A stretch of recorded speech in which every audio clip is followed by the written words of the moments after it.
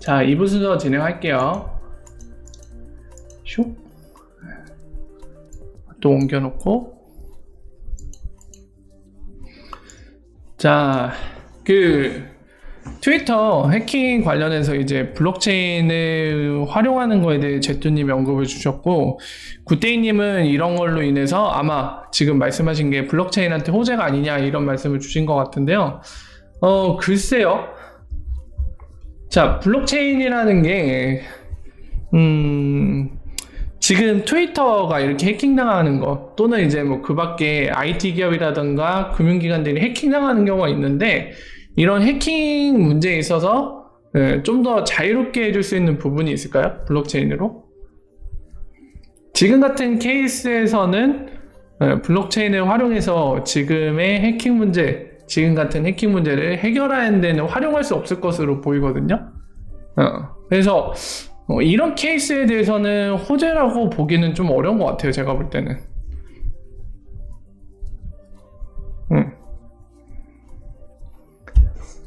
로그인을 블록체인화 할 수 없냐고 이제 질문 주셨는데, 뭐 그런 거는 활용할 수 있을 것 같아요. 분산 DB. 네, 분산 DB로 활용을 할 수는 있을 것 같은데, 로그인 자체를 이제 블록체인화 시키는 건 아니죠, 사실. 그냥 이 DB만 분산 DB로 쓰는 건데, 근데 사실 그거를 블록체인으로 꼭 굳이 할 필요는 없거든요. 블록체인이 아니어도 분산 DB는 구현을 할 수 있습니다. 실제로 뭐 키값이라던가 이런 비밀번호 있잖아요. 이런 거를 마치 핵미사일 쏠 때 열쇠가 3개 필요하잖아요. 뭐 1번 열쇠, 그리고 파란색 2번 열쇠, 그리고 노란 열쇠로 할까요? 뭐 이런 식으로 핵미사일 뭐 열쇠 3개가 동시에 하나 둘 셋 하고 동시에 돌려야 뭐 발사 버튼이 작동한다든지, 이런 비슷한 맥락으로 계정 로그인할 때 이런 식으로도 적용 가능하거든요. 근데 이거를 뭐 블록체인으로 구현할 수도 있겠지만은 블록체인 아니어도 그냥 구현도 가능합니다. 오히려 블록체인을 쓰면 그 블록체인의 신뢰성을 가지려면 컨센서스가 정확하게 유지가 돼야 되잖아요. 그게 뭐 POW를 할 건지 POS를 할 건지, 아니면은 지금 XRP 레저가 쓰고 있는 비잔틴 톨러런스 이 방법을 쓸 건지, 뭐 여러 가지 기타 등등의 방법이 있을 텐데, 그런 식으로 했을 때 이게 조작되지 않고 해킹당하지 않고 정확하게 분산 컨센서스를 유지할 수 있어야지, 그게 전제돼야지 이런 것도 활용할 수 있는데, 그걸 하려면은 비용이 꽤나 들어갑니다. 뭐 노드도 들리고 뭐 분산 확장도 계속 이제 서버들이 기록을 해줘야 되고 난리를 피워야 되는데, 그럴 바에는 이제 기존 방식으로 하는 게 훨씬 빠르고 비용 절감이 효과가 있다 라는 게 보통 일반적인 견해예요. 공통된 견해라 이거를 굳이 블록체인으로 할 필요가 있을까, 이 의문을 많이 갖고 있는 상태입니다, 업계에서는. 트위터라는 플랫폼을요, 그러니까 할 수 있어요. 블록체인으로 개설할 수는 있는데, 문제는 비용이 너무 많이 드는 거죠. 속도 면에서 기존 방식이 훨씬 빨라요, 블록체인으로 하는 것보다. 그리고 블록체인으로 한다고 하면은 이제 뭐 트위터의 이 서비스를 위한 데이터들이 이제 분산 원장에 저장될 수 있어요, 마치 분산 DB처럼. 근데 그걸 유지하기 위해서 엄청나게 노드들, 그것도 탈중앙화된 노드들이 움직이죠. 어차피 그 노드나 그 네트워크 유지 자체를 트위터에서만 하면은 의미가 없잖아요. 기존이랑 다를 게 없거든요. 그러니까 제3자들이 들어와 갖고 노드도 운영해주고 그래야 되는데, 그게 쉽지 않다는 거죠. 오히려 기존 방식으로 그냥 분산 DB라는 방식을 쓰는 게 훨씬 저렴하고, 얻고자 하는 효과도 얻을 수 있고 훨씬 좋다는 거죠. 이게 지금 일반적인 견해입니다. 그러니까 블록체인이 갖는 장점은 크게 2가지예요. 탈중화 그리고 무결성. 이 부분인지라 이 특성이 정말 필요로 하는 쪽에 활용하는 게 아무래도 원하는 목적도 달성하고, 그리고 목적을 달성하기 위해서 적절한 비용을 지불하게 되고, 이렇게 좀 맞지 않을까 싶어요. 비용도 되게 큰 문제죠, 비즈니스 입장에서는. 내가 목표하는 바를 블록체인으로 달성할 수 있지라도 그거보다 훨씬 저렴한 방법이 있다면 다들 똑같이 목적 달성하는데 비용이 큰 걸 쓸까요? 적은 걸 쓸까요? 당연히 적은 걸 쓰겠죠. 리프사가 굉장히 대단해 보인다고요? 블록체인의 기본 컨셉 자체가 분산 원장이기 때문에 그 특성을 충실하게 근본적인 거 활용한 케이스죠. 리프사 같은 경우는 지금 보면은 그 분산 원장을 분산 DB처럼 쓰려는 업체들도 있고 그런데 모르겠어요. 미래가 좀 불투명해 보입니다. 그게 과연 이 효율성 부분에서 기존 방식 분산 DB나 이런 거를 이기고 이 시장을 잠식할 수 있을지 모르겠는데 대체로 일반적인 견해는 쉽지 않을 거다. 이게 강하죠. 굉장히 비용도 정말 중요합니다. 비즈니스 하는 데 있어서.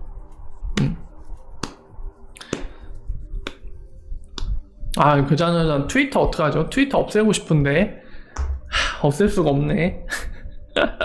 엄청 찜찜한 트위터.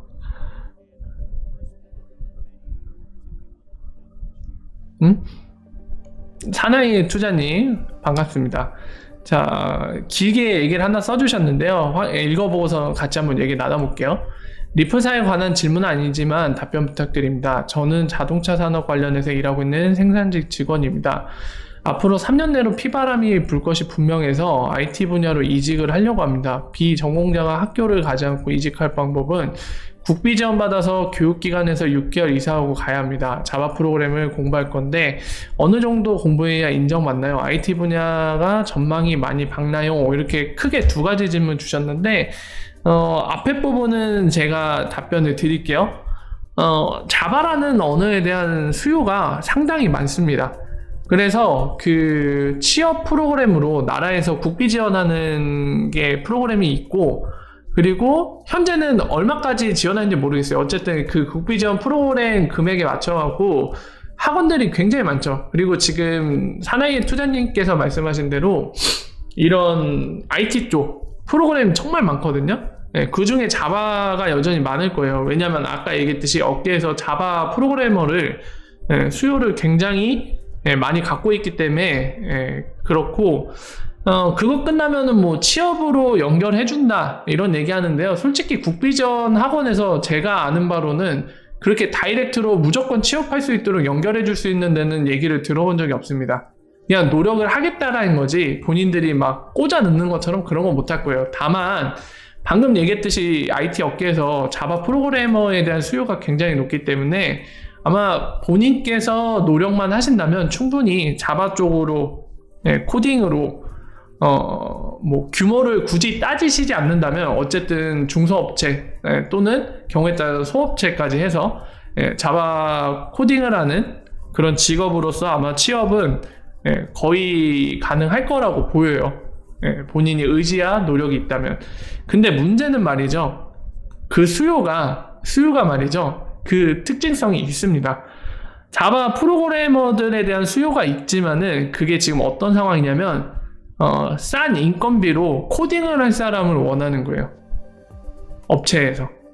그러니까 아무래도 초급자를 원하겠죠. 경력자는 인건비가 많이 들어가니까 원하지 않을 테고 초급자를 원하니까 지금 사나이 투자님이 얘기하신 것처럼 국비전 그 프로그램 통해서 자바 코딩하는 법을 익힌 사람이 딱 제적격이겠죠.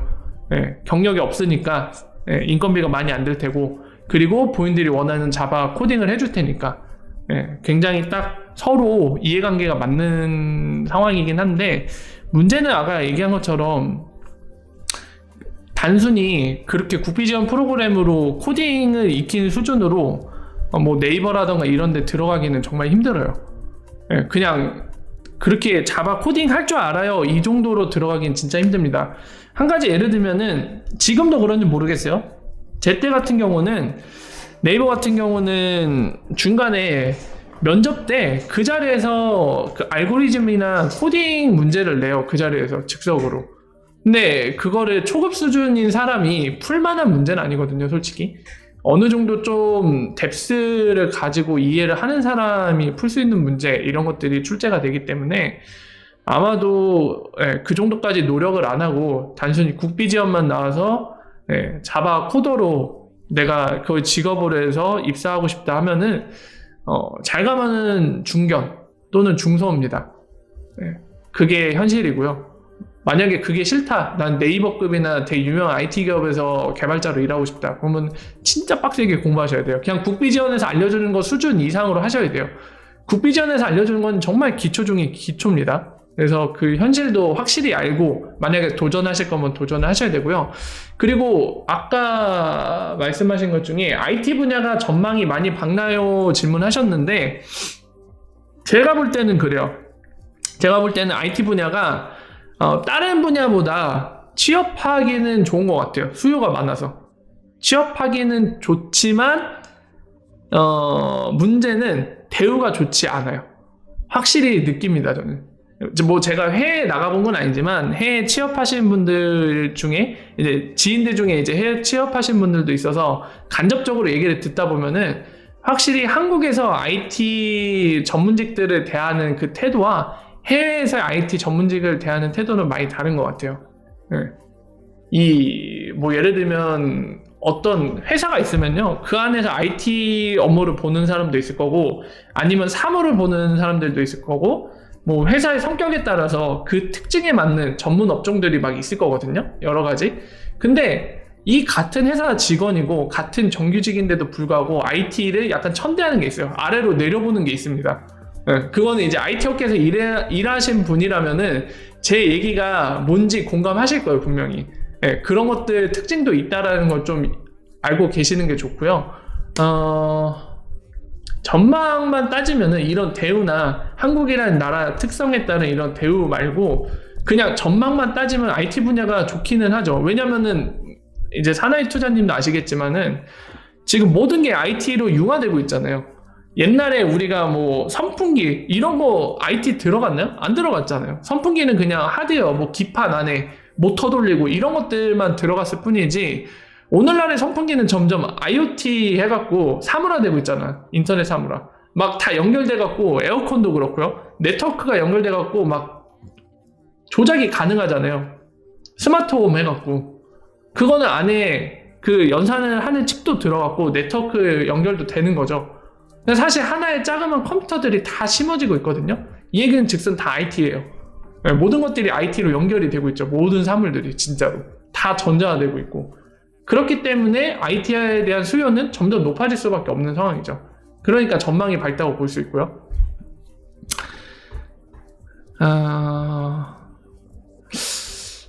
뭐를 더 말씀드리면 좋을까요? 생산직이 너무 비전이 없어서 앞으로 살아남을 산업으로 이직하고 싶습니다. IT 업계가 제일 좋은 것 같은데 IT 중에서 어느 분야를 꼭 짚어줄 수 있나요? 되게 어려운데. 어렵어요. 그러니까 일반적으로 이 IT 안에서도 어떤 쪽이 좋다라고 일반화시키기 되게 어려워요. 굉장히 어려운 부분입니다.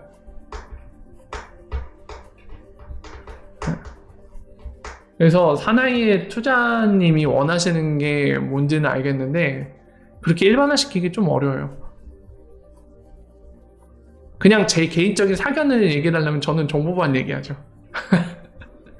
아까 얘기한 것처럼 정보보안은 갈수록 중요해질 수밖에 없는 것 같아요. 왜냐하면 모든 게 IT화 된다는 얘기는 그런 스마트홈 같은 경우도 선풍기나 냉장고 이런 것들이 IoT로서 이제 네트워크에 연결되기 시작하면은 기존에는 연결 안 됐으니까 사실 이거를 해킹으로부터 보호할 필요가 없는데 연결됐다는 얘기는 이제 해킹으로부터 보호를 해야 된다는 얘기거든요. 점점 정보보안의 필요한 분야가 점점 다양화되고 넓어지고 있죠. 그래서 정보보안도 전망이 좋은 것 같습니다. 제가 볼 때. 근데 이거를 일반화시켜서 무조건 정보보안이 좋다라고 얘기하기엔 좀 어려움이 있는 것 같아요. 정보보안 업무도 어디에서 어떤 거를 하느냐에 따라 또 많이 달라지기 때문에 굉장히 그리고 그 바운더리가 더 넓고요. 일반화시켜서 얘기하기엔 좀 힘든 부분이 있는 것 같아요. 만약에 사나이의 투자님이 좀 더 디테일한 질문 주시면 그 부분에 대해 자세하게 말씀드릴 수 있을 텐데 지금 주신 질문은 그냥 전체를 하나의 숲으로 보고 얘기해달라는 거잖아요. 그건 좀 일반화시키기 어려운 것 같아요. 남들이 안 하는 거? 구테이님이 두나무가 블록체인 신분증을 언급하네요 라고 말씀하시는데 DID죠, DID. 뒤에 ID는 똑같아요. 우리가 알고 있는 DID고 앞에 붙은 D가 그거예요. Decentralized ID 해갖고 DID라고 부르죠. 네, 탈중앙화된, 분산화된 이 ID 신분증. 이거 이미 예전부터 하고 있고 지금 도전하는 곳들이 많은데 이것도 굉장히 말이 많아요. 네. 이런 뭐랄까 분산 신분증이 꼭 필요하냐, 꼭 블록체인으로 해야만 하느냐, 네, 이런 시각이 여전히 존재해서 굉장히 이에 대해서 논란이 많습니다. 하지만 그럼에도 불구하고 이 DID 관련해서 굉장히 열심히 하고들 있죠. 국내 통신사 SK인가요? 여기도 하고 있고 그리고 또 있는데 보안 전문 업체도 하나 지금 DID에 빠져갖고 하고 있는 것 같던데요. 이거 같은 경우는 성공 여부를 확실하게 얘기하기 힘들 것 같아요. 아직도 이제 이 정보보안 쪽에서도 여기에 대해서 긍정적으로 보는 분, 그리고 또 부정적으로 보는 분, 무쓸모하다, 심하게 얘기할 땐 이렇게까지 얘기하시는 분들도 계셔갖고 어떻게 될지 모를 것 같아요. DID 같은 경우는. 네, 사나이 투자님 그 궁금하신 것들, 그리고 관련해서 고민하고 계신 것들, 좀 더 디테일한 부분들에 있어서 궁금하신 게 있으면은 그것들 질문 주셨을 때 제가 아는 부분이면 얼마든지 흔쾌히 답변을 드리도록 하겠습니다. 근데 진짜 미래에 대해서 굉장히 진지하게 진중하게 고민하고 계시네요. 대단하신 것 같아요. 26 나이에 그렇게 막 먼 미래까지 보시는 거잖아요. 지금 내가 하고 있는 일이 미래에는 가망이 좀 없을 것 같다, 다른 미래에 굉장히 유망한 게 뭘까 이러면서 벌써 찾아보고 계신 거잖아요. 대단하신 것 같아요. 깨어있는 거죠. 되게 수동적이지 않고 능동적인 그런 인생을 살고 계신 것 같은데 대단하다는 생각이 듭니다. 저는 어떻게 보면은 그런 측면에서는 되게 철없는 낙관쟁이일 수도 있을 것 같아요. 그냥 제가 정보보안 하고 싶으니까 난 몰라, 난 정보보안, 미래 어떻게 되든 정보보안, 계속 정보보안 이렇게 좀 부정적인 관점에서 보면 생각 없이 그냥 나 하고 싶은 일을 할래 막 이러면서 하고 있는 사람이나 다름없거든요. 그래서 저랑도 비교가 되네요. 대단하신 것 같아요. 미래를 설계하시는 거니까 그런 고민들을. 미래 유망한 건 XRP. 미래 유망한 건 XRP. 오늘 가격 왜 그러죠 근데? 김혜연님 오라 어서오세요. 반갑습니다.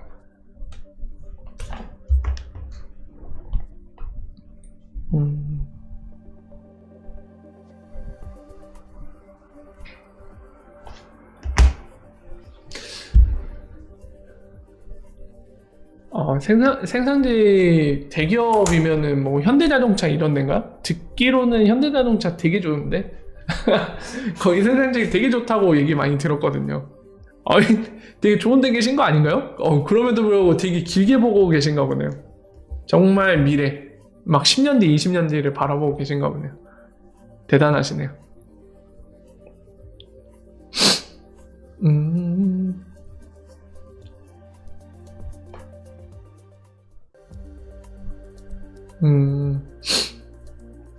어쨌든 그 사나이의 투자님께서 인생에 대해 고민하고 계신 그 부분들 잘 결정하시고 좋은 결과 있으시기를 바랍니다.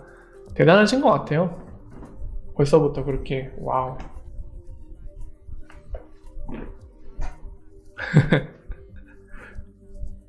분이 장난 아니라고요? 그쪽은 그러니까 사나이의 투자님이 미래에 대해 염려하시는 게 혹시 그것 때문에 그런가요? 자동화 때문에 그런가요?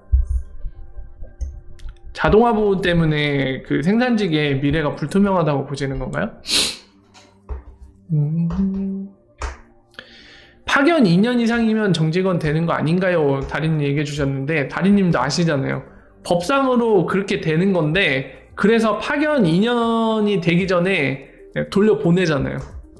그러면은 법을 회피할 수 있으니까 1년, 12개월, 30일만 딱 파견으로 있다가 파견 끝 하면은 정규직 전환 안 해줘도 되잖아요. 파견법에 안 걸리죠. 그래서 그거 그대로 활용하고 있잖아요, 지금 오늘날 기업들이.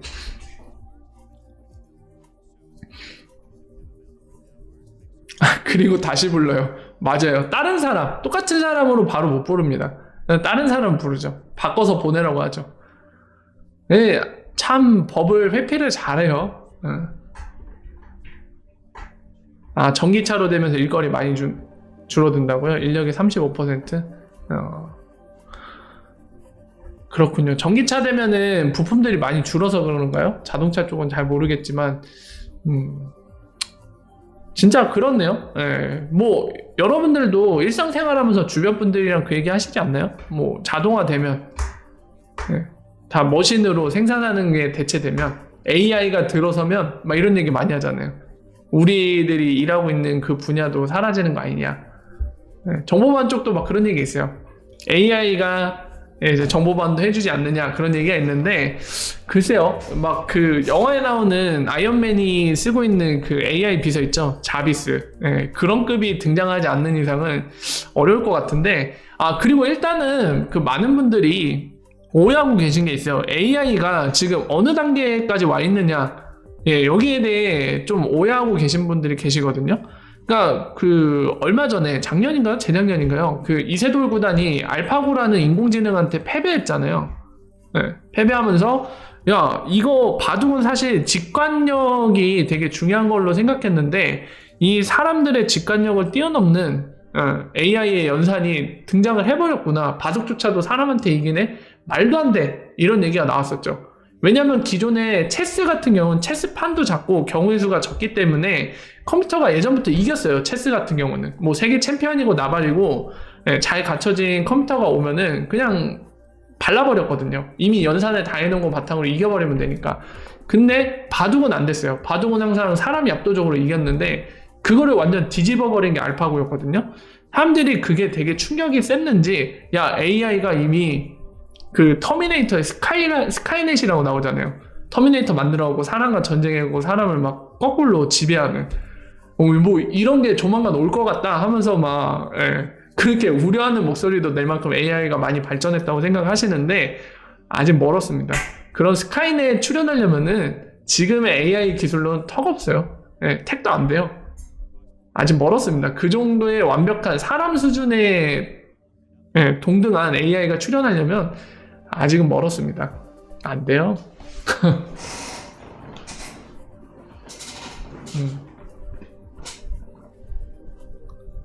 바둑은 근데 그만한 연산을 할 수 있는 상황이 된 것 같아요. 옛날에는 솔직히 바둑의 그 경우의 수가 무궁무진하잖아요.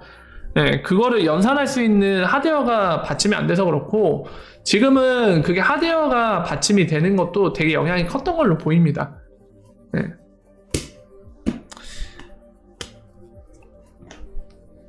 아직 사람 수준으로 생각하고 얘기할 수 있는 AI는 등장하려면 멀었어요. 아직 솔직히.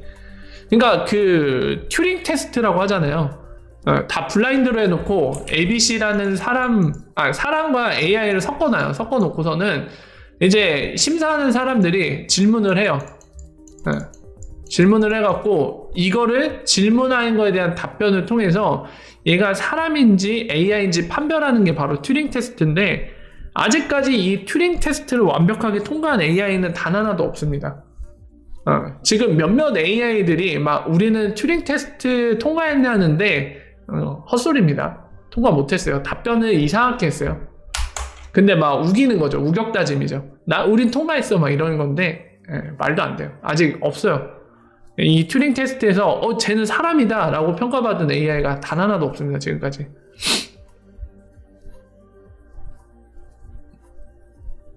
스카이 팩토리.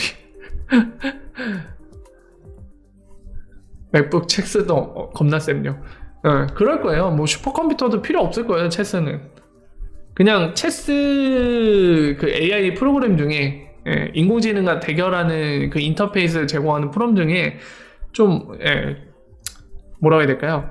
만들어진 지 꽤 됐고 제대로 만든 거는 사람보다 잘 둘 겁니다. 확실히. 굳이 그렇게 많은 연산이 필요한 것도 아니고, 체스 같은 경우 얼마나 필요할까요? 체스 경우의 수 얼마나 될까? 총 400가지의 경우에 쳤어요. 1억까지?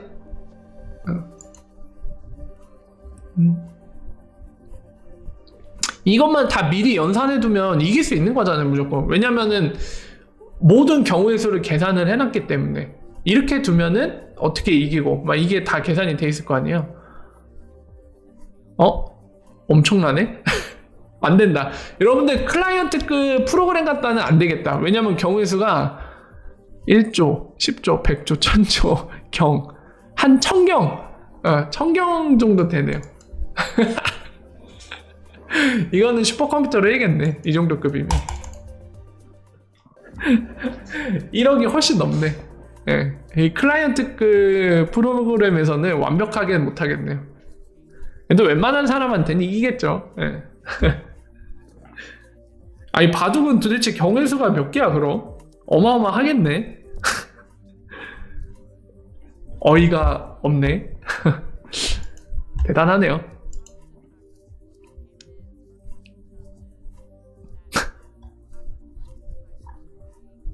방어벽 뚫고 오는 거를 묘사를 했네, 해커들이.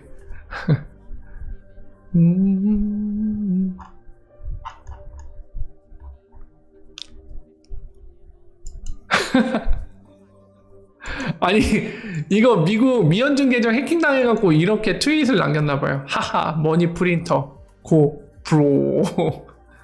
진짜 트위터 해킹 사건이 되게 재밌는 거 많이 남겨주네.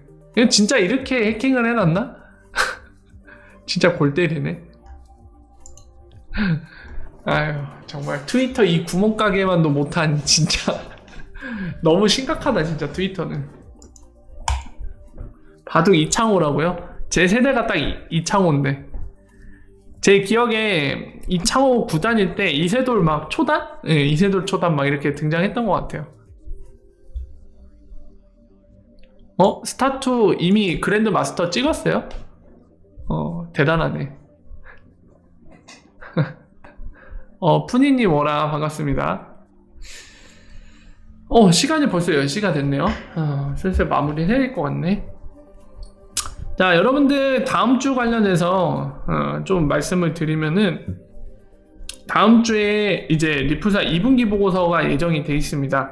그래서 평소 때처럼 분기 보고서 항상 여러분들 알고 계시죠? 구성을 어떻게 하는지. 처음에 XIP 판매 관련된 이제 프로그래미틱 세일이나 다이렉트 세일로 얼마 정도 판매를 해서 얼마 정도의 달러를 벌어 들였는지 이런 내용 나올 거고, 두 번째로는 이 암호화폐 시장 관련해서 뭐 비트코인이나 이더리움과 XRP가 어떤 상관관계를 가지고 움직였는지, 어떤 특징이 있었는지 이런 거 얘기할 거고요.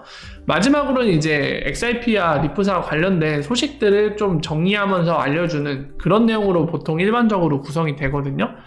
사전에 말씀드렸지만은 다이렉트 세일이 많이 늘었습니다. 그래서 확실하게 1분기 때보다는 이번 2분기 때의 다이렉트 세일이 판매량이 늘었을 거예요. 분명히 늘었을 거예요. 얼마나 늘었을지는 그 XRP 개당 판매 단가를 우리는 알 수 없기 때문에 뭐라고 얘기할 수는 없지만 확실하게도 1분기에 비해 2분기 때 판매된 XRP가 적어도 1억 개 이상 더 늘어났거든요. 그렇기 때문에 아마도 추정컨대 XRP를 판매해서 벌어들인 다이렉트 세일로 벌어들인 이 달러 아마 1분기보다 더 커졌을 거다. 그래서 얼마나 커졌는지, 그리고 혹시나 리프사가 언급을 한다면 도대체 어느 금융기관한테 어떤 목적으로 XRP를 다이렉트 세일한 건지 이런 것들이 혹시 밝혀진다면 우리한테 도움이 될 수 있겠죠. 그래서 아마 하이라이트는 그런 부분들이 될 것 같고요. 그리고 이번 달 말, 다다음 주가 될 텐데, 북미를 시작으로 수혜일이 시작됩니다. 앞서 말씀드린 것처럼 올해는 수혜일이 온라인으로 진행이 되고요. 6번에 걸쳐서 나눠서 진행이 됩니다. 앞에 5번은 지역별로 나눠서 하고요. 아까 말씀드린 대로 북미는 7월 29일인가 이때쯤이고 8월 16일 때쯤에 이 아시아 태평양 지역이 진행이 됩니다. 그리고 10월 중순쯤에 피날레로 이제 글로벌 수혜일이 진행이 되고요. 수혜일 얘기가 나와서 여담으로 또 말씀드리면, 제가 수혜일 초대장 날라고 쫄라봤는데 씹혔어요. 조금 약간 기대를 했었는데 답장이 없습니다. 리플사 커뮤니케이션 팀에서.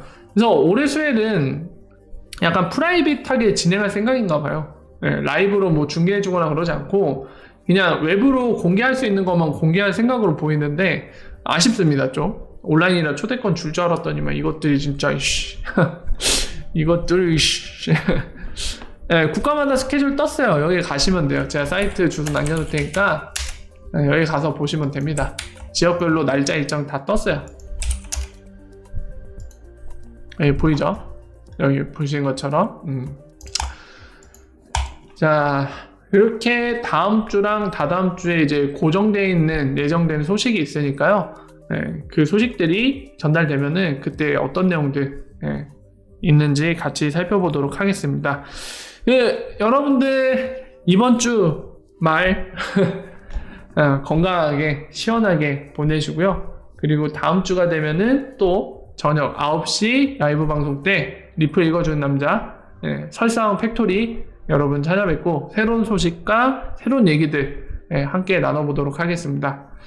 자, 혹시 궁금한 거 있으시면은 댓글 남겨주셔도 좋고요. 라이브 때 찾아와 주셔서 직접 언급을 하셔도 함께 얘기 나눌 수 있으니까요. 참고하시기 바랍니다.